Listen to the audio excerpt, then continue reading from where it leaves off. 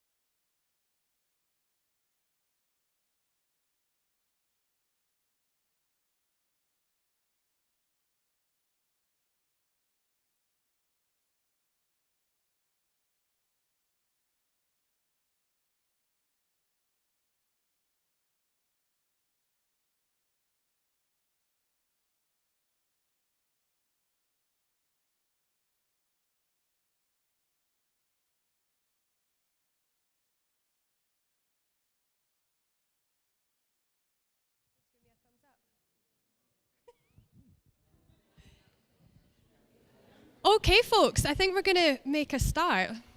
So I would like to welcome you guys all to This Will Ruin Everything, which is Recoat's 10th anniversary exhibition and project. We've been open for nearly 16 days, and the Lighthouse have actually just asked us to extend our exhibition by a week because it's been so popular and people have been enjoying it so much. So that's a lovely little addition to what we've been doing. But we've been running events and workshops and all sorts of nice things. There's lots of stuff online that you can check out, and we had a picture kucha that we ran as a live stream on Sunday that you can watch online now. But obviously all you guys are here for a panel discussion. So we have our lovely panel here. I'm going to let them introduce themselves in a little minute.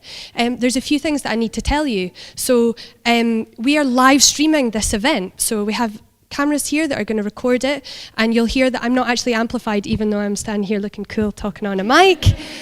And our speakers will also be doing that. When we open things up to the floor, because that's what we're going to do, we hope that you guys are going to get involved in this discussion. You have to wait till I come over to you, and you have to hold the mic up to your mouth. It feels a bit weird, but that's so that the people at home can hear what you've got to say, and it should all work perfectly. So I think everybody should have a kind of a structure in front of them, and we're basically going to start by these guys all introducing themselves, and then we've come up with some provocations that relate to this exhibition and our project, and then each of them are going to feed back about them, and then we'll open it up to you guys. It's going to be quite fast and punchy because we've got 4 provocations, so it's going to be like 15 minutes on each one, something like that. And I nearly forgot, but I would like to welcome Ladies Wine and Design, who are here with us this evening as our VIPs. So welcome. If you don't know about them, you should go and look them up, and you should be following them and checking out what they're up to, because they're a great organisation. Right, well, we begin. So I think to begin with, Clive is going to introduce himself. Okay, yeah, for some reason I have the microphone. My name's Clive Gillman. I studied fine art. I've worked professionally as both an artist and a designer. Most recently in Scotland, I ran an art centre for about 10 years, and for the last 2 years I've worked as the Director of Creative Industries for Creative Scotland, which is, if you don't know Creative Scotland, it's the body that supports and funds arts, screen and creative industries in Scotland. Hello, good evening. My name is Julio Rolle. I'm one part of 44 Flavours together with Sebastian Bagge, who's not here tonight. 44 Flavours is an art and design duo from Berlin, and we work together since over 15 years, and we still do this, and we're going to discuss about it tonight, I think. Thank you. My name's Ivett. I'm an architect who doesn't do that much architecture much of the time. I have a practice called Baxendale that works in architecture, design and art, and predominantly works with third sector organisations, community groups and charities to kind of redevelop and regenerate places in Scotland and beyond. Thank you. Hi, I'm Seonaid. I'm the director of SCAN. SCAN's the Scottish Contemporary Art Network, which is a network for people working in the contemporary art sector, and we provide the forum for those members in the wider sector to pursue advocacy, professional development and information sharing. I also studied fine art at Duncan of Jordanson, but I didn't ever practice as an artist. I just went into organising, working in galleries, started off as a front of house volunteer. I've been the producer at Glasgow Film Festival. I worked at Stills Gallery as a programme coordinator. So I've worked in a whole host of different positions in different organisations across Scotland. I'm France-Lise McGurn. I'm an artist. That feels like a real admission there. I'm an artist, mostly in painting and drawing, but I do a lot of kind of site-specific painting installation and stuff like that as well when I exhibit. I also work collaboratively more in film and video with a performance artist and a video maker, and also run a very infrequent club night as a kind of collaborative art project as well, which we kind of invite other artists and musicians and DJs to sort of contribute to the surroundings and the lineup. I've been based in Glasgow for the last 3 years, and I'm originally from here, but was based in Berlin previously and in London, and then that was mental, so came back. Yeah. Thanks very much. That's well.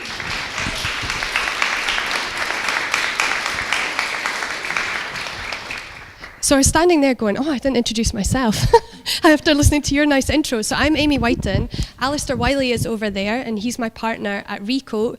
And Recoat specialises in contemporary urban art. And the exhibition that you're in just now is a collection of work from artists who we've worked with or admired for a long time.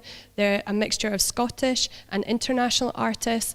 And we created a show that we wanted to celebrate the modern maker, because we believe that it's exciting and something to be celebrated that we see practitioners moving between art and design, and that we feel that often that can almost be seen as a negative thing, that people have to specialize. And actually we want to celebrate that people are really dynamic and exciting and making lots of cool stuff. So everything you can see around you, we really wanted this panel and this discussion to kind of feed off all of this amazing stuff that you're in amongst. So this evening, I'm going to read this out just so I get it right. A group discussion on the blurring and distinctions of design and art in contemporary creative practice, particularly in relation to function, value, ownership, and elitism. A chance to unpick and explore the themes of the exhibition with leading professionals working in arts and creative industries. So that's who you have in front of you. And so we're just going to start off, I think. So we've created some provocations based on those 4 words. So the first one is function. And if you haven't already, I'd like you to, in the break, go and check out Neil Maguire and Imogen Ayres' work, which is through in the other side. And they've created a kind of black and white typographic piece that you can have a look at. But Neil has written a very interesting statement about his piece. And so I've used that as a jump-off point. So I'm going to start by saying, approach and process define if a piece is art or design. Is anybody ready to feed back on that? Do you want me to read it out again? Approach and process define if a piece is art or design. Yeah, I mean, I would agree that I think it's all in the intention, effectively. So if you, and I don't know, I know quite little about design, and so my practice has really been in fine art, and so I only have had that kind of education. But I guess what you consider when you're making fine art is really about going into exhibition. That's your primary sort of place to show your work. That's what you think about. Those are the functions of how it operates. And so when you put together a show, that's what you consider, how the other works will play with each other or whatever. And I guess that's my intention, and that's the only reason really why, or I would see that as a difference to why maybe when I'm working in, it's not design, but maybe in like a club format or something else where it's got a different intention, then it becomes something else. Then it's, so I would, is that kind of the question? Okay. But I thought it was... There's no wrong answers here. Let's just say that. There's no wrong answers. It's going to be a lot of grey, not very much black and white. Yeah. There might be some and as they emerge, I'll point out the wrong answers. Yeah, I mean, I'm not a practitioner, but I think what I have kind of observed over different years trying to support artists and different creatives to make work is there's not really a rule book in contemporary practice at the moment, so that's obviously a positive thing for some people. I think obviously as the artist you've got on display in here, there's a lot of fluidity between art and design. But for some people, they do like a kind of stricter set of boundaries. They like to work as a painter, or they like to work as whatever. So I suppose my motivation or my way of understanding artists is just to look at what is their motivation. What context have they made the work in and for? Who's going to see it? So I think what Rosie said is true. What was their intention with the work? And I try to take it from that perspective. But working in an organisation that tries to support artists and other creative professionals, artists do like to find somewhere to fit in and to route through what can be quite a daunting sort of landscape when they first graduate. So it's important that the structures that are out there do help people navigate that, and sometimes distinctions can help, but also sometimes they can make it a wee bit more difficult for people to navigate. Well, I mean, I would say that with design, it has to meet a need, and art is always seeking a need most of the time. And so the processes that drive those two different kinds of outcome often are different, because with the kind of the process of design, there is always the responsibility to that need that is kind of driving every decision that you're making within that process, and you can't really escape from that at any point. And so design at its kind of best is, you know, trying to become an answer to a question, and I think art at its very best is asking another question of itself, even at the point it becomes an output. So definitely, you know, there's a level, I mean, in both art and design, there's always a certain level of ego and indulgence in both processes, but actually art provides a space where you can really indulge yourself if you want, you know, and it's definitely a freer space. And if I'm indulging myself within an art practice, then that's usually the place at which I'm testing myself the most, potentially.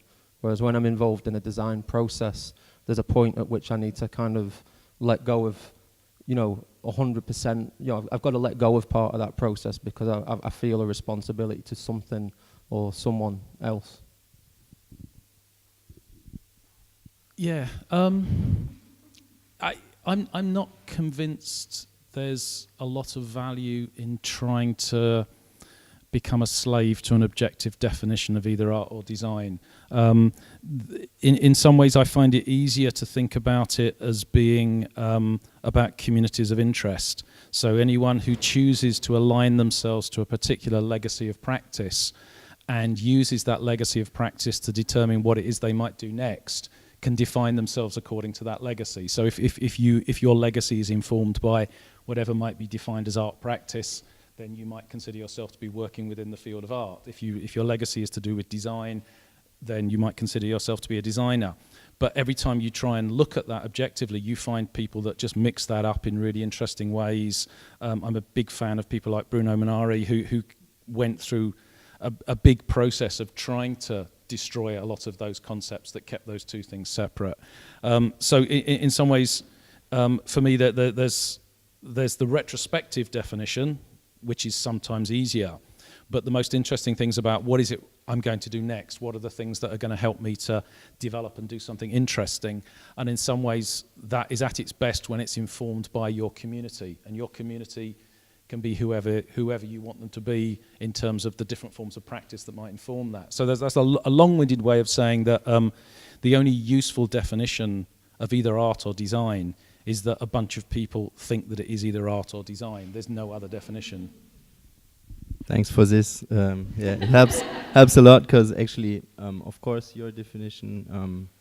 I thought of some of that. I really share that. But in the meantime, when I think about my own processes, it's really difficult to say, okay, from now on, this is design, and here I'm doing art. It doesn't make sense at all for me. For me, it's all work, and yeah, I work in a creative field. Sometimes with a client, sometimes without a client. Either or, it can be in any way challenging. So with a client, it can be really good or it can be really bad. And without a client, the same. So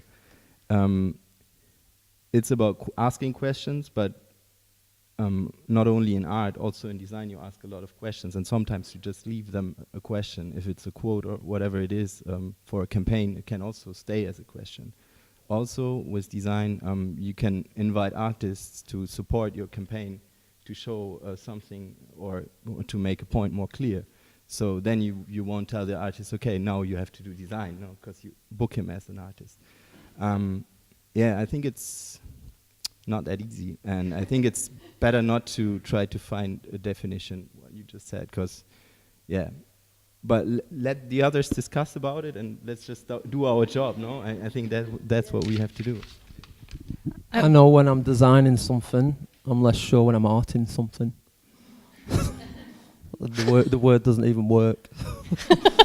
So there's a difference. Okay, well on that note, I'm going to pass this out to any of you guys. So the provocation was approach and process define if a piece is art or design. Does anybody have anything to add to this discussion? Can you raise your hand? So I don't know if this is really a question or just a statement that you guys can respond to, but I think obviously approach and process is very personal for the designer or artist, whoever they may be, the maker. But then also I think a big thing that comes into play is context. So for example, a designer could create a piece of work intended for something, but then if you take it out of the context of its campaign or its promotional like sort of setting and place it in a gallery, does that take on a different meaning and a different format? So would you guys say that like it's kind of the context of where that piece is sitting, or it's kind of more the approach of the personal maker or designer or artist? Well, I mean, the label of art can be retrospectively applied to anything through a shift in context or a shift in placing an alternative narrative on something. I mean, it's quite, for me, as an architect or trained as an architect, it is quite fascinating for me to have something in here in a gallery, which is something I've built. And I think it does transform, like, even though it's a thing you can sit in and you can read in and blah, blah, blah, it still does imbue it with another sense of what it is or it could be than if I'd kind of created that, A, defined by a client's brief, B, inhibited by a certain environmental, social, cultural, contextual situation. So the placement of it in here, I think, does change what it is. And I think if there's things that I've done outside that I've gone, I'd like to stick that in a gallery just to see how it is perceived when you remove it from all the conditions that actually made it happen in the first place. Yeah, I think I agree. I was just thinking about what Neil wrote in his piece, you know, about the banner that he made, and placing it in here makes it become an artwork. And like you say, if you're making something to a brief, to a design brief, that is different. So yeah, I think that it probably does, you know, and you've mentioned the kind of like historical way that different objects, their meaning has been changed and relabeled. So if you bring it in here, you take it out of that context of when it was being designed as a design thing, whatever it might have been. It's for somebody to have an aesthetic or an intellectual response to. So that does make it a piece of art in a gallery. Again, for me, it's just about how do people respond to it. Maybe the artist, when they first made it, it was for design, but now it's in a gallery if it's like a historical piece. But I suppose I don't really try to break that down too much. It's just about how I engage with it and how I interpret it when I see it. Do you want to add a little bit? No, we can move on for. Okay, we've got other. We will touch on all these points, I'm sure, along the way. Yeah. So we're going to move on to the second provocation now. So the second provocation, we've decided to look at Matt W. Moore's work, and he's from New York. His piece is over there. It's the kind of quite small. My glamorous assistant is showing you a beautiful canvas, a painting, a piece of art. Which is worth, or at least for sale, for £1,400. And then at the end of this little display here, we have some of his tiles, which, do you want to hold one up? Okay, so these are screen printed tiles, and 9 of those tiles are £140. So there's quite a disparity there in how much these objects cost, made by the same person in the same place, maybe using different techniques. But we thought that was quite interesting. And actually in the show, like I was saying, lots of the practitioners created one piece of art and one piece of design. So as you go around the show, you'll see that they've reacted to the themes in the show, and that's next to their design piece. And then there's a bit about them next to their art piece. Lots of people played with that, and it was very interesting. I hope you'll explore that a little bit in the break. But so we're looking at value, and so the provocation is, based on this, that art has a higher value than design. And that doesn't just mean monetary, of course. Oh, straight to the floor. No, sorry. That just like instantly made me think, like, you know, when you can use it for something. Well, for this person, by the way you're saying it, it sounds like if you can actually use it for something, it's design, and if you can just look at it, it's art. Okay, so well, that's what it sounds like, you know, with the canvas cost that much, and the tiles, you can put them on your bathroom if you want, and they cost less. Yeah, but you'd still look at them and you'd use them for something. That's kind of like. But it's pretty simple. If you take if you take the object out of the function, like the pissoir of Marcel Duchamp, it's not the object anymore. And since then, it was declared to art. So since then, everything basically changed. On the one hand, for some people it was the worst thing in the world, and for other people it was a lot of new chances and opened up a lot of possibilities in the art world. So actually you could do anything, and there wasn't any label anymore. There wasn't any you could just do whatever you wanted. There wasn't any limits to art. And in this case, I think it's pretty simple. It's a technique. It's a hand painted. It's a painting, right? And then you have the tiles. They are printed, so it's manufactured. So there are probably a lot more than just one. It's a lot of copies. So basically, the more copies you have, the less expensive the price. If you use them as like a canvas on the wall or in your kitchen or bathroom, it doesn't matter. It's just about like how many you do. And then I think the artist, he just, or designer, however he calls himself, he just decided, okay, this is a painting, and it took me way longer to do this than to just design the tiles and then duplicate them. But then, of course, you can also play with it. And why did he choose to make it like this? Because he maybe wants to sell the tiles, and the painting he maybe wants to keep it or whatever, or it has more value to himself. There's personal reasons, and it's not always that simple. But No, oh, sorry. When I first read that provocation, my first thought was, well, art sometimes has a higher financial value than design. And obviously the art market completely skews that, but we shouldn't use the fact that certain pieces of art get sold for ridiculous amounts of money as how contemporary art is valued, because lots of the work that ends up there is so much more valuable than just that price that gets put on it. And also that's just, obviously I'm not going to unpick the art market now, but it's manipulated. It's, art turned into capital and commodities for very rich people. But that's the case in design as well. You can pay something to get a website designed, and you can pay another really expensive design company to design your website. The same for design objects are really expensive now. So, I wouldn't like to think that just because some artwork and the horrendousness that is the art market, or it seems horrendous, but it's also really important. Sales obviously are very important for people, but at that level, it really skews how you think about contemporary art, I think. what if you ask an artist to design your website? Is it a good idea? Or? Well, actually, that's common. I mean, that's how a lot of artists, that's how facilitate your practice, right? Is to do something like that. But I think, also, I just was picking up on what you were saying earlier about when you're working with a client and then when you're not working with a client. It's like imagining that when you're making art is free. Often as well, you're working with a curator. And so I think in this discussion as well, we can't ignore there's the curator, which is a role that probably really became prominent after Marcel Duchamp, right? Because before that, it was a presentation of your work, probably just salon style. Well, I'm not sure the history of it exactly, but I think this is more and more a developing thing because they choose when a piece of design retrospectively becomes an artwork and it's pulled out from an archive and in the context next to another artwork, it then becomes a totally different thing or whatever. And that affects, again, the value of it. So I don't know, I think it's tricky because I do think I've been asked to just use my artwork to do a design for someone, hey, can you do my album cover or whatever? And they're we have this much, and I would totally do that. But if I'm selling my work, it's then in a market that it has to have a different value, and it's horrible.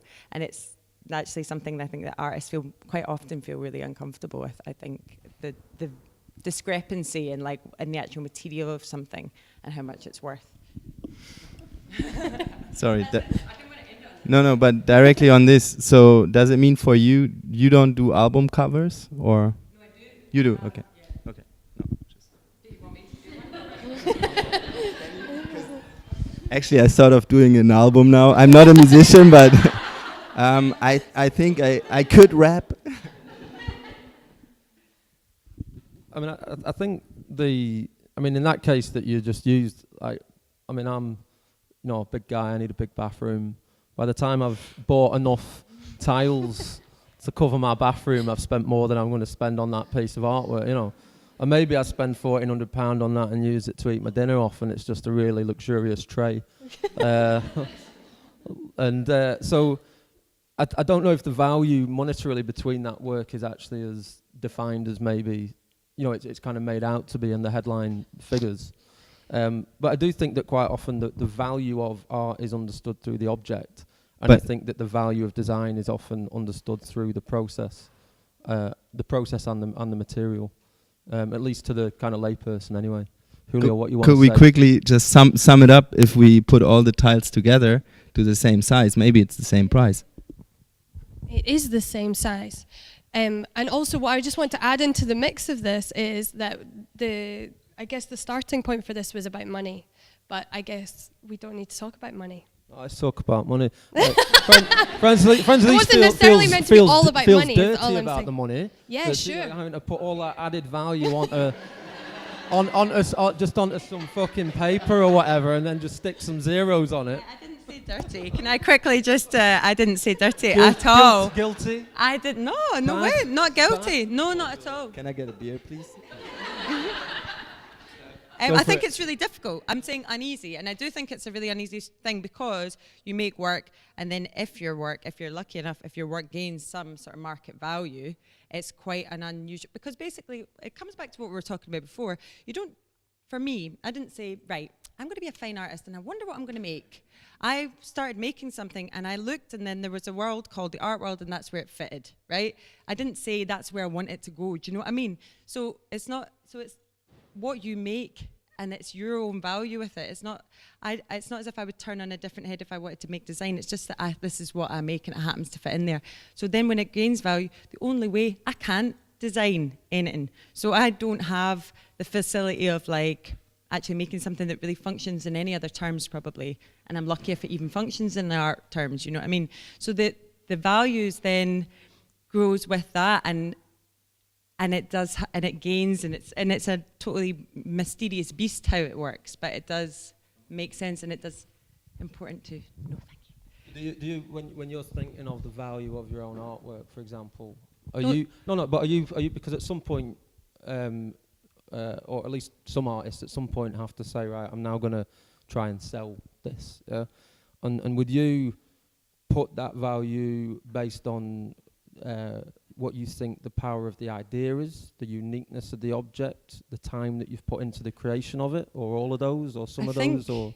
As a general rule, or I've discussed this with other artist friends, it's very dangerous to think about that. That's a job for, I know it sounds terrible, but that's a job for other people. I'm not a gallerist, and I'm not a curator, and it's not my job to do that. And the more you do that, I think this is a real emphasis on artists becoming professional in every single way, making their own website, making their own stuff, becoming very, very professional. And actually that it's necessary in lots of those things that I just mentioned, but actually it's not my concern how much it's worth. It's for other people to decide that. I need to focus on what the work is, make that good. Or that's how I feel should be the priority of the artist. And actually people that try and aim their work into some kind of art market, they make a lesser, I don't know. That's I was just going to echo. I've actually worked with artists who charge by the square inch, and they actually paint miniatures, so it's quite expensive per square inch.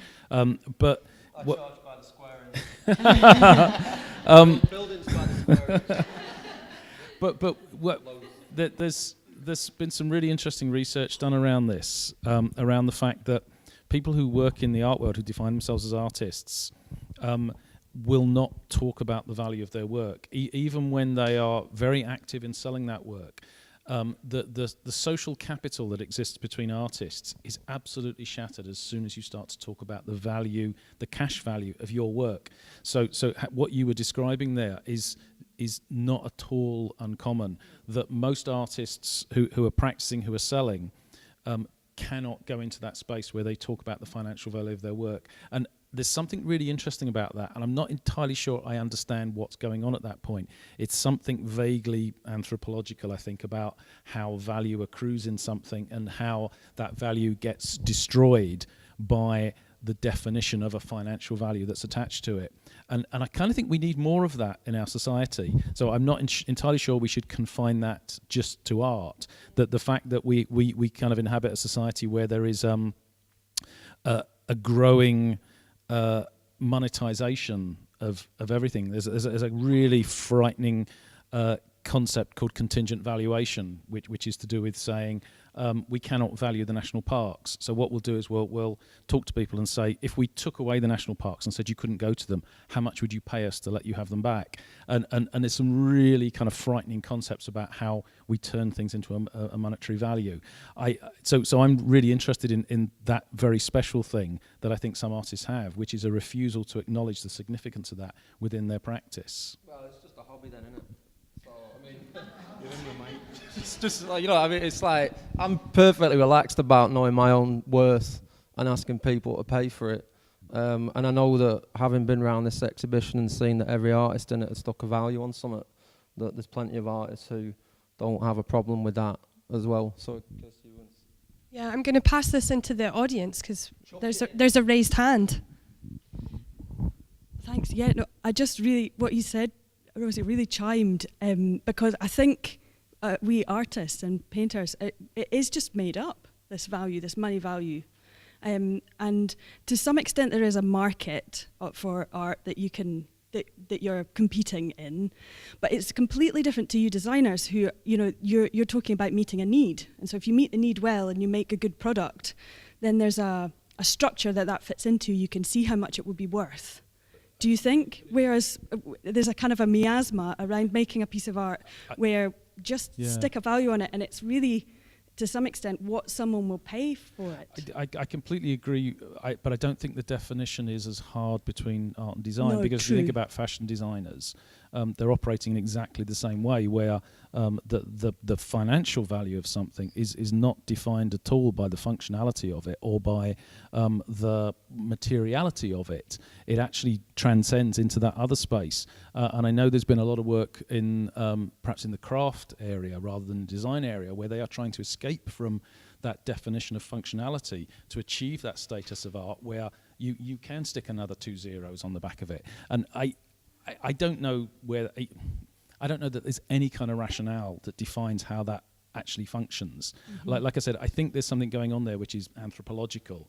Yeah. I don't think I fully understand it, but Sure. I'm really interested in trying to find out what I know is actually going for on. myself, I feel uneasy about that whole conversation because the pieces of work that I've made, which I feel are the best and the most powerful, are not necessarily the ones that, you know, were the most expensive or took the longest or any of that. It's quite I can't think of a better word than miasma. And I was just going to say, like, on a kind of practical basis, a lot of artists tell me that they do really want some help in valuing their work, though, because actually if you look at the price labels in this room, they're really quite varied. Obviously artists are at different stages of their career, so they're trying to judge it and put it at a value that they feel comfortable with, and I think that's really important. But so if you look at the Scottish Artists Union website, there's advice out there now for artists how to charge an hourly rate for work when you're being asked to work as to a brief or to work with something, you know, and do a job. But there isn't a piece of advice up there yet that tells you how to price your work. There's some people out there that are working with artists. I know, like, through the collective satellite scheme, they have people that come in and talk to the artists that they work with to help them through that process. But I mean, sales are really important. You know, sales are really important to you. But then if you've not got a curator telling you how much to pitch it at, or, you know, how do you navigate that difficult bit of your career when you want to start selling stuff? I mean, it's important, and so maybe we need to talk about it more. But then I totally understand why you don't want to start, you know, just whacking financial values on your work, you know. I mean, it's also worth remembering, though, that quite a lot of art historically was commissioned and actually always came with a value. You know, it's not the kind of the idea that it is, you know, the finished object that only gets a value after the object has been created is actually a relatively new concept within art. Historically, it was either created to communicate something because something needed communicated, or it was commissioned and there was a value at the outset. So it's quite actually new territory, this kind of conversation, I think. I'm gonna call. Oh, we go one more. I'm gonna do the hand, and then we're gonna stop for a wee break. Here you go, Siobhan. Thank you. It's just to say as well that there's an interesting thing about the point at which designers also struggle with commodifying their work potentially, because I'm an architect as well, and I have a lot of experience of working for free, basically, because there's a challenge in defining when the output becomes a physical thing and how you then communicate that as opposed to a lay person, a client, whatever. Because especially, well, I'm coming at it from the position of an architect, because that's what I know, and our process can be really, really long-winded. And quite often you get commissioned, let's call it that, for free to do work up to a point where you provide a client with something that then they can decide whether that thing is feasible or not. And then from that point, they'll decide whether they want to pay for it. And so it is also, in that respect, a challenge from a designer's way of thinking as well, because it's the how do you define the intellectual property versus the physical output? Because once they know they've got a plan with a building that they can construct and they'll know what then that's fine. Then it becomes real to them. But the point in our thinking time is not valued necessarily, which is the same. Yeah. Exactly. So there's. Too late. Which is primarily what a fine artist is doing a lot of the time. Thanks very much. I think if we don't stop now, we're going to run out of time this evening. So that was a very excellent. Anyways, we are all, we all have to pay our rents, I think, designers or artists. So it is a really important theme. So even though you say like artists, they don't like to talk about money, there are moments we have to talk about money, and that's for sure. So even though it might not be like something mega comfortable, like in between, yeah, let's have a beer and talk about money, but actually it is super important. And yeah, we need to earn money, and we need to have a price, and we need to keep on working. And it's not that we work on something and think like this is gonna value this or that. It's just you work, and at some point you either sell it or you work and you know the price before. Okay, we're going to stop there and have a little glass of wine, and you can have a look at the beautiful artwork around you and see how all of this relates to what's going on around you. And can we have you back in your seats in 10 minutes? The toilets are on 2 and 3. You're going to have to run. There's not very many of them. Go! Go, go, go!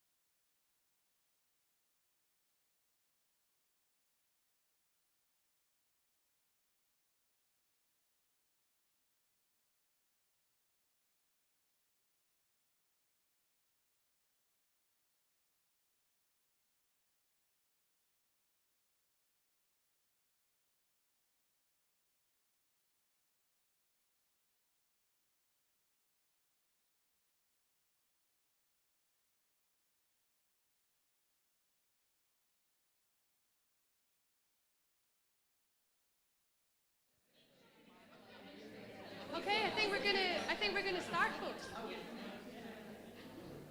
Cool, we're live. We're back. We're back with the panel.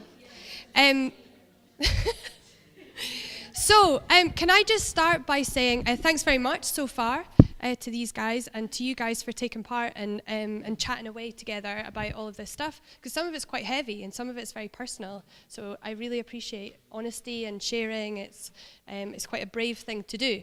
And just as another point, just because I know I'll forget at the end, we've been really kindly supported and sponsored by the Lighthouse to put this on, and by Creative Scotland. So in order for us to kind of answer a lot of the things that we need to answer for them and show that you guys all came, I really need you guys to fill in some surveys at the end. And my beautiful interns will hand them out at the end. If you guys wouldn't mind filling them in, that would be wonderful. But we can begin our second part of our panel. So we're going to move on to provocation number 3, and actually, interestingly, we've kind of hit upon this a little bit already, so we're going to talk about elitism. And that's something that's really interesting to me as a practitioner and within RICO, because we do a lot of community engagement and we work with lots of different kinds of people. And as a gallery and an organisation, we've experienced quite a lot of snobbery about the work that we show and the things that we do. And I'm always quite interested in why that happens. Many years ago, when we were in the very early stages of what we did at RICO and showing in our very little gallery, we came in for a meeting at the Lighthouse. But we were told that we couldn't exhibit here because the work that we promote is not designed with a capital D enough for the Lighthouse. So, I know standards have dropped, and we didn't even really know what that meant actually at the time. Anyway, so the provocation is: only art school graduates should make or be allowed to define art with a capital A or design with a capital D. So maybe that depends if you know what art with a capital A and design with a capital D is. Totally.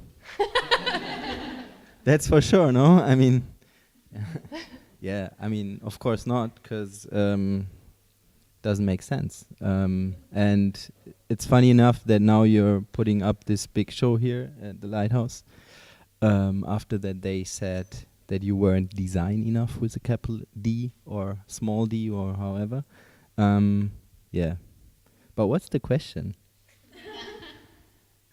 I guess it's about like who does get to define what is a hobby, a craft, what is, like, I think the capital letter is meant to be like, that's like good work, that's work of value, seeing as we're talking about value. So art with a capital A would be art that you would see in galleries and is worth lots of money and made by artists. Maybe it's more important to talk about what kind of work is actually more valued, or what kind of work is more important.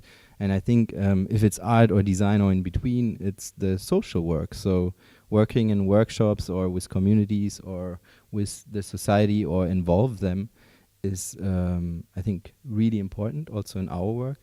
And if it's kids from the age of 6 to 8, or if it's adults like managers from companies, they all need a lot of feedback, a lot of positive feedback. They are all kids at the end. I think it's important to go out there, to talk to the people, to get them involved, and then it's a great body of work, in my opinion. I suppose going back to the earlier point, I don't know that it matters to try and seek to have that hard definition. The thing that actually matters is actually having the conversation around it. And so whatever constitutes art, whatever constitutes design is whatever people choose it to be. The problem is, as soon as we stop talking about it, that's when it becomes a problem. So the important thing is to keep discussing it, keep challenging it, keep pushing the boundaries of it, keep breaking the boundaries of it, to the point where we are constantly involved in the discussion about what it is and what it might be next, rather than just assuming that we can define it in any meaningful way. I think the question is around elitism, and I think elitism comes in many forms. So, you know, you're talking about when you came here to maybe have a show and they said you're not quite design enough or whatever. I mean, when I first went in your gallery, I didn't feel cool enough, you know. Like, in all seriousness, you know, it's like I didn't know you. You weren't. I know, and I wasn't, yeah. I'm still, yeah. And you know, and there's a kind of like the manner in which people are intimidated by something that feels beyond their either understanding, beyond their comfort zone. I mean, that comes in a lot of forms. And so whatever kind of, I think, artistic or creative practice that you're working in, it's tricky because I actually am comfortable with the idea of me being elite. You know, I'm all right with that, you know, at a certain level.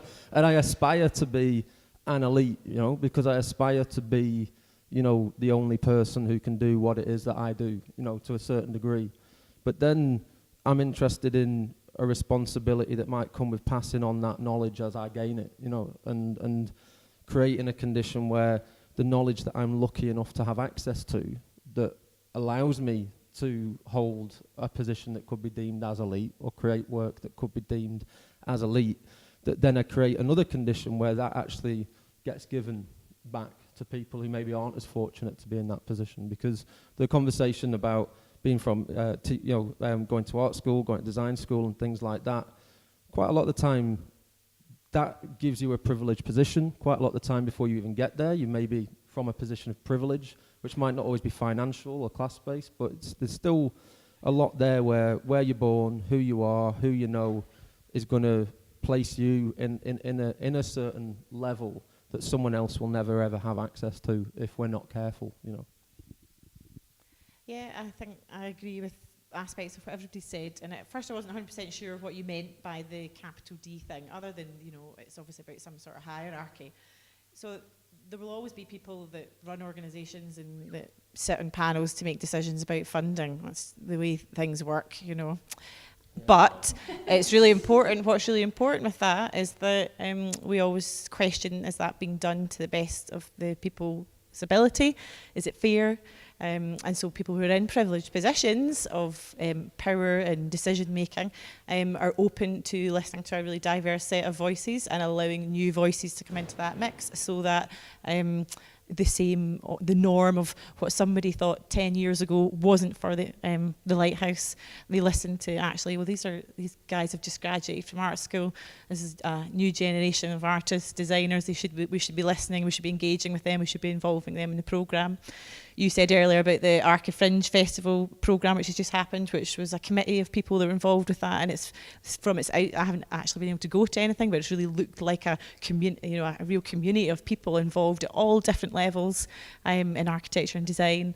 You know, so I think people in privileged positions should be sharing their knowledge, you know, and their expertise that they've built up over the years, but also make sure they're really open to listening to those new voices as well. I think all I would add is, like, there's maybe a point in making a distinction between elitism to do with kind of like a snobbery and having more privilege and having more understanding, and also youth and just actually not having done it, and that you were, you know, I mean, if we take that as an example, there's lots of things when I was younger, I think, that I didn't get a look in on stuff and was, you know, it's just because I'm not, and actually, I was just really young and I didn't really know what I was doing, and I probably would have done stuff that I wouldn't want to live with right now. So I'm kind of glad of it. So there's a difference. I think that sort of thing, these sort of elitist hierarchies, or these kind of hierarchies, and also, I mean, the art world is the most elitist, most ridiculous kind of, it's quite funny, you know, because it's really people through their absolute insecurities, like puffing up their chests to kind of make themselves more important. That's another separate thing. And so I think that the most important part of it was maybe to touch on what you were saying, is like maybe just making sure that, and I think this is something that is changing, that more people feel that it's open to them, that art is open to them, that there's spaces that they can come to, that they're welcome, that they can join in, and that that dissolving the structures a little bit as the way they have stood. Does that make sense? So there's lots of different ways, and in some ways I don't think elitism is maybe just that, you know, if you go in there and you're super confident, you know what you're doing, you are going to sell that in a way that, you know what I mean? Does that make sense? Just to share a couple of things about how that form of elitism actually beds in. I used to run DCA in Dundee, and we used to talk about the fact that when we were at our worst, we were like a big machine for making people feel stupid, because people would come and they'd look at the work and they'd go, actually, I'm really intimidated by this, it makes no sense to me, and they would leave feeling diminished by the experience, and that's a horrible, horrible thing.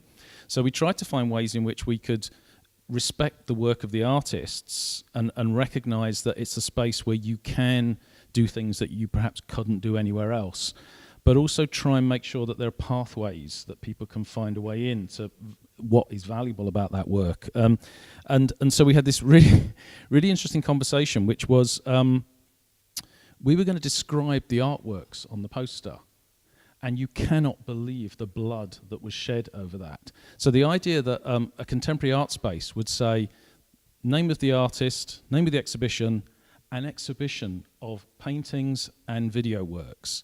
And virtually every artist who we asked if we could do that about their work refused to let us do it. So essentially, all we could ever say about the work was the name of the artist and the title of the show and the dates that it was on. So even at the simplest level of trying to build levels of accessibility and engagement into the work, the system is actually stopping that from happening, because people feel that by doing that, they're diminishing the norm that exists. If you flick through any of the major art magazines, you will not learn anything about what those works actually are. What you will learn is where they're shown and the name of the artist, and that's what affords status within that world. We need to move on so much from that. Well, I mean, I know I when I go and see art, I use the point at which I get put off by it is the point when I read the artist's description of the art. I'm like, what the fuck is this about? It's like kind of like trying to clarify a juxtaposition between passivity and confidence through the medium of piss on a floor or something like that. Who fucking knows? You know, it's like actually, and so I mean, I quite like what you were saying about trying to explain the art in this quite pragmatic, actually in a pragmatic way, which is accessible, which at an outset at least invites an invitation to see it and to experience it without kind of being imbued with the kind of nonsense that the artist had to find to justify whatever it is they were doing. I mean, the second point is, I mean, I don't think art should feel like it has to have a social responsibility. I mean, all my own work, like saying, is in extremely contested, difficult, quite socially deprived areas. But I mean, I quite like art at its best when it's quite often free from some of that responsibility. I don't think it has to be, but I think the point at which it should become responsible is at the point of accessibility. I don't think it needs to try too hard to change the world, as long as it doesn't deny itself to anyone. And it's that's the point at which I think it can prevent itself from appearing or becoming elite. Can I open this to the floor, because we've got a hand up here? Thank you. Yeah, I'll kind of leading on from quite a few comments. I think like once you put the idea of, people have said, an exhibition or the gallery as being like the main consideration for artwork, or a lot of artists' work, as far as visual artwork goes, then like that's instantly in a way closing barriers, because it's inside the room. They may not be inviting to a lot of people to come in, and it seems that there's when you have labels on a wall saying who the artist is, where they are educated, what price they're going to charge their work at, that is instantly building up a sort of hierarchy which can, in some contexts, distance themselves from people who may not have been so trained or so privileged in the way their background is. And it seems like, I mean, I work as a photographer, and I've always been interested, as a lot of photographers in cities, of just photographing the environment and how the environment looks, how places look, how cities look. And it seems like people expect art to be in a gallery or in an exhibition, and yet there's like, you just look around you. You can look at anything, you can consider anything as art. I think most people would agree that you can view anything as a piece of artwork, a blank wall, a knackered tire on the floor, anything can be a piece of artwork. But like, if you actually start looking at environments as to how can we, why do we just put up with the fact that so much of our environment is just blank and empty and uninspiring? So like, if you bring art more into everyday life, I think that might help break down these barriers. Thank you very much. I feel like quite often that we're focusing quite a lot on art, and obviously the idea is that this is about art and design. So is there anything to add to this conversation in relation to elitism within design? I think in any ways it should have different levels, and then it's when I think it's strong. So when it reaches to different people at the same time, even without a description. But this is also a personal point of view, and it depends on each single piece of art. But what I really like in your exhibition here is that it's actually opening up.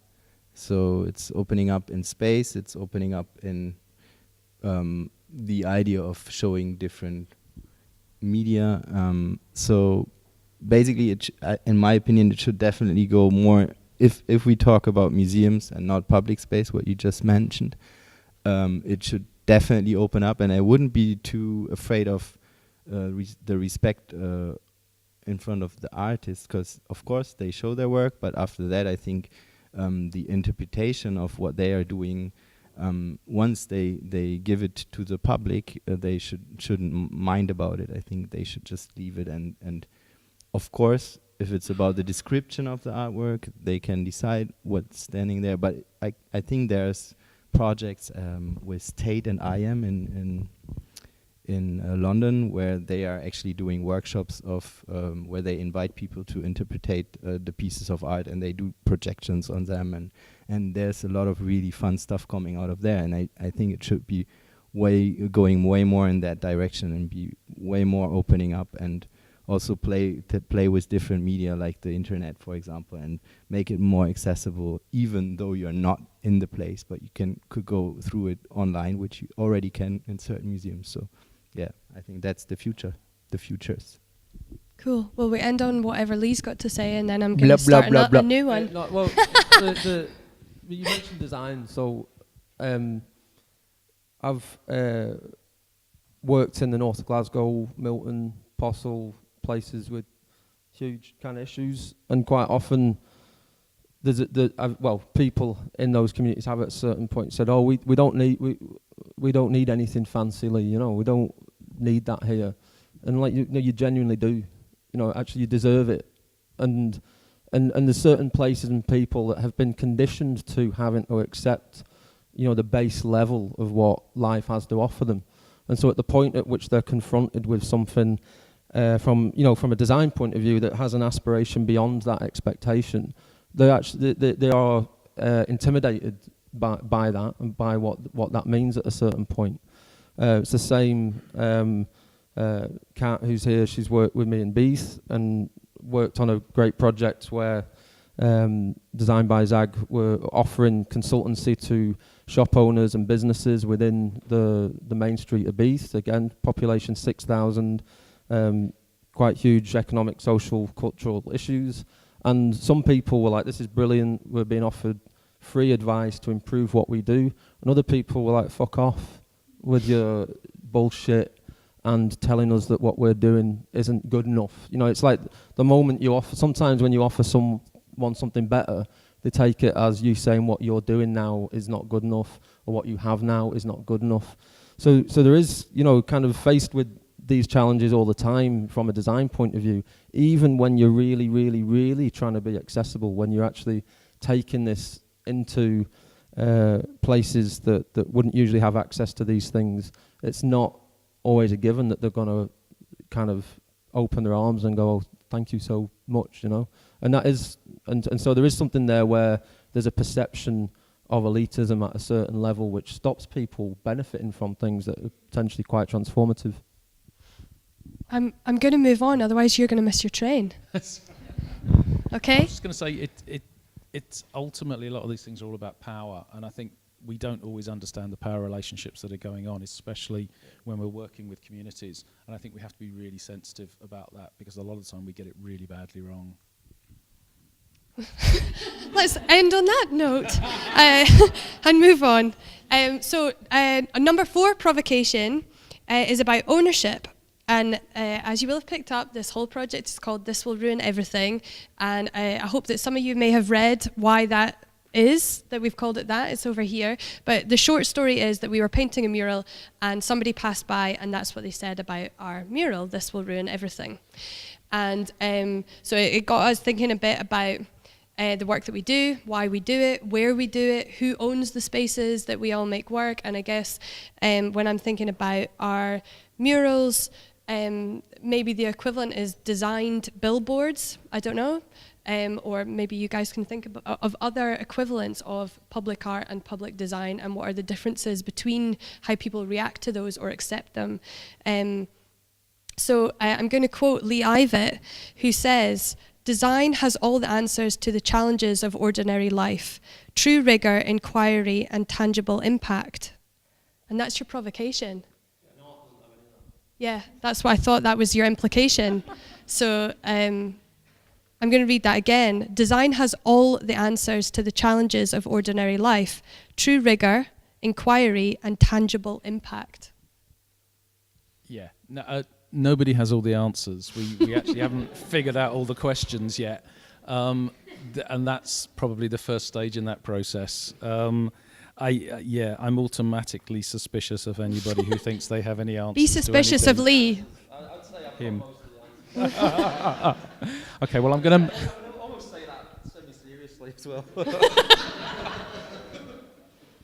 Or at least I know how to come up with some fairly decent answers, you know, through inquiry, through research, through analysis, through engagement, through, you know, an understanding of people and place, and that a design, either education, whether professionally, institutionally, or through experience, gives you that. And the problem is when people misuse that power and agency, you know, and that's the point, like Clive was saying before, where actually people who are trained in that way still get it wrong all the time, because there's certain aspects of that they forget, and usually they forget it because other forces are coming into play that make them compromise on those processes of rigor and inquiry, accessibility, empathy, and often those forces are either money or politics, or fear, and there's a whole load of stuff there that is always telling you to do something that might not be the right thing. But actually, I think a lot of the time, most of us do know what the right thing to do is, but there's usually something there's a little devil on the shoulder there that's pointing us in another direction. Phew. Well, you know, I really think that what you've said is true. There's a lot, you can answer a lot of questions with really well executed interventions in social or public situations, but I don't think it will solve all the problems of the world, eradicate poverty or on its own, but I think it's a really important part. That's why I'm passionate about working in this field, and people who get it right do get it right and do make transformative things happen in communities. So I don't disagree or agree with you. Something in the middle. I'm confused. I'm not totally sure if I say I'm agreeing with you that I'm agreeing that you have all the answers to something.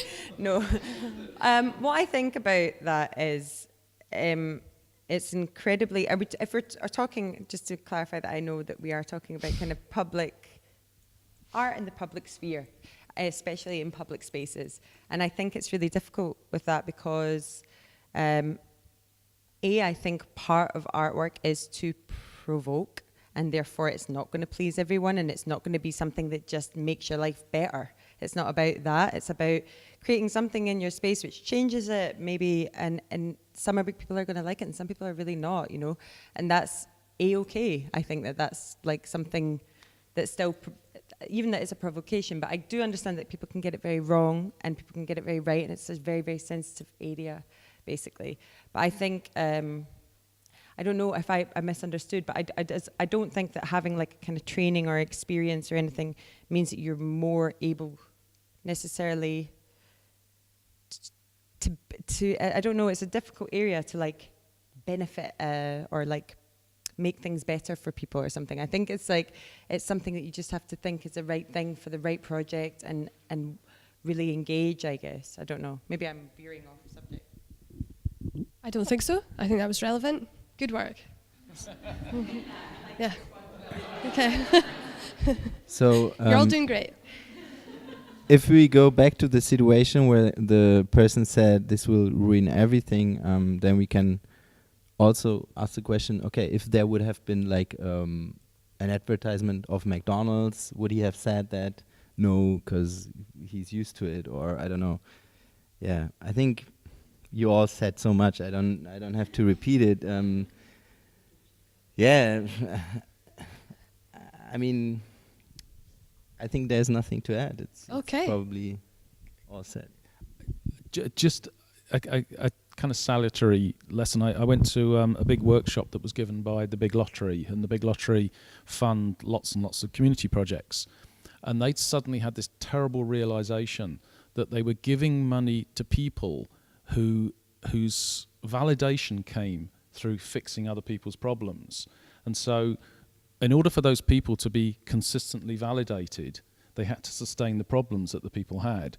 So there was this terrible fear that all they were doing was sustaining all of the systemic problems. What, the lottery realised that they were... They did a big getting report. money out of poor people. No, sorry, the other way around. The Big Lottery funding community projects, that what was happening was that they were funding people whose validation came through solving poor people's problems, if you like. And what they were then doing was actually maintaining the poor people's problems, because that validated them and it kept them getting the money. So if you fix the problems, then they weren't validated any longer. And they absolutely crapped themselves, because they thought, how do we address this? How do we deal with this? Because it's an insurmountable problem in lots of ways, and it goes back to this whole issue about power, about agency. Who is actually making the decisions about what you do in order to address the problems? And so anything that is, like you were describing, however sensitive you are about the agency that you bring to a situation, you have to be really, really careful. I don't know, do people know the group Arica, who done events down at Tramway? They're really interesting in this. I mean, they go to incredible extremes to explore how agency is managed within the projects that they do. And it's something that, you can beat yourself up about. I think there's only so far that you probably need to go before, you tie yourself up in knots around it. But we need to be really, really careful about it. I'm going to pass this into the audience quickly, because I've got a hand up.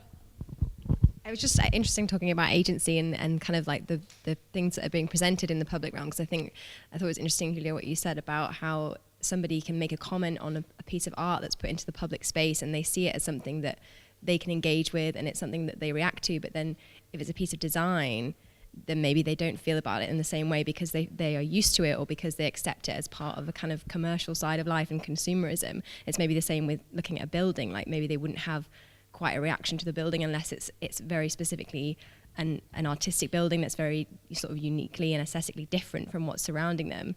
So it's kind of that contrast of, when something is presented as art, then the public kind of feels that they have more of a commentary and more of a reaction to it. And even in the space of, when you're talking about the sort of shop fronts and the redesign of that, when that was presented as a kind of like, improvement visually, then it was something different. Whereas if it had maybe been something more on a sort of useful like format basis, maybe it wouldn't have been the same kind of reaction, and just kind of the difference between that. In that instance, it wasn't presented as a visual thing, in a sense. It was presented as a capacity building thing. So with a lot of town centre regeneration now is premised on trying to create a condition where what's there at the moment is shit, so let's replace it with something better.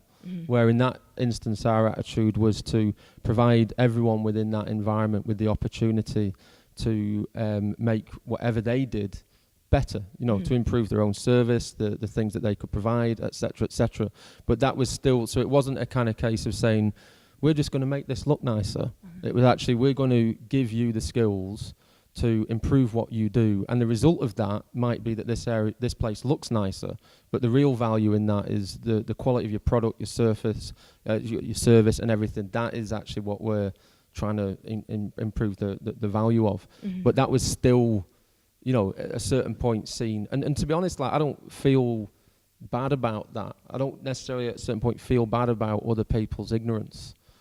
What I feel is a responsibility to keep explaining with sensitivity and empathy what we're doing and why we're doing it, and trust that at some point those people will come round when they see the impact that it's had on the people who have not displayed ignorance at that, or a misunderstanding and of what we're doing. Do you think there's kind of a difference between like something like that, where it's obviously very sort of active research and process, and in terms of engagement and like, you know, what the benefits of it are going to be, and then compared to maybe something that's more of a, you know, an installation piece that is kind of an aesthetic and it's an improvement, you know, perhaps like a mural?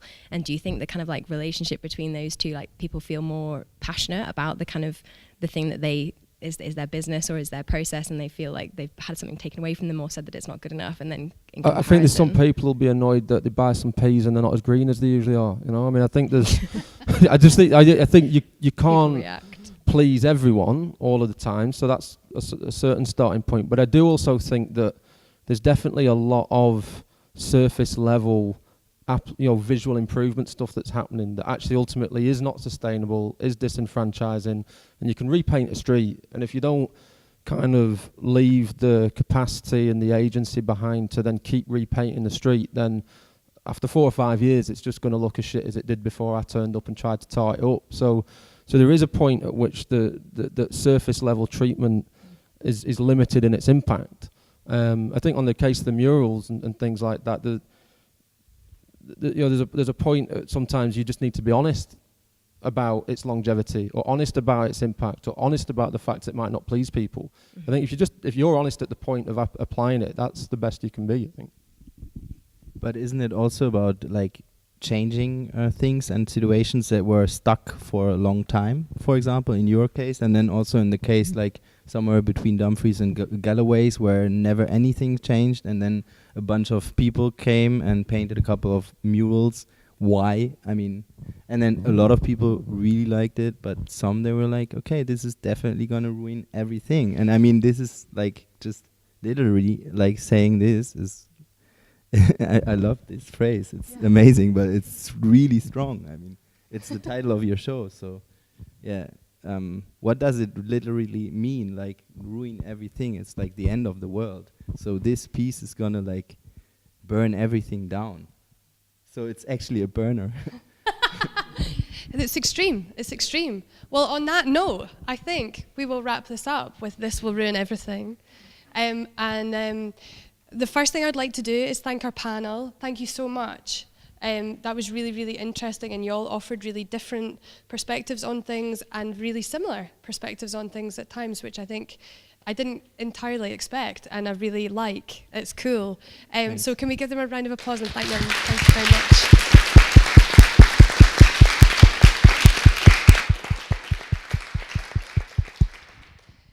And I would also like to just thank all of you guys for coming and participating and listening, and I hope that you've heard some things that have maybe stirred some things up or made you think about things differently, or maybe not, maybe you heard it all before, but I think even that is quite interesting, you know, what changes over time and what doesn't. Are we still having these conversations, and in 10 years we'll be having the same conversations? Because some artists that we invited to this show, they were like, really? We're still having this conversation? What is art? What is design? Are we still talking about this? Is it still relevant? Is it still important?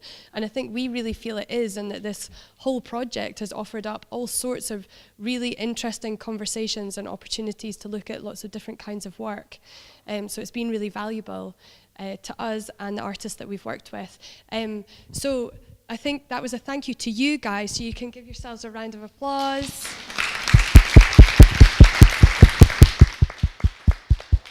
And that's it. That's the end of this evening. I would just like to say that on Sunday we have a film screening, and you can look at the little things on your seat if you would like to come along that give you more information. And other than that, please do the surveys. Please, please, please. Thank you.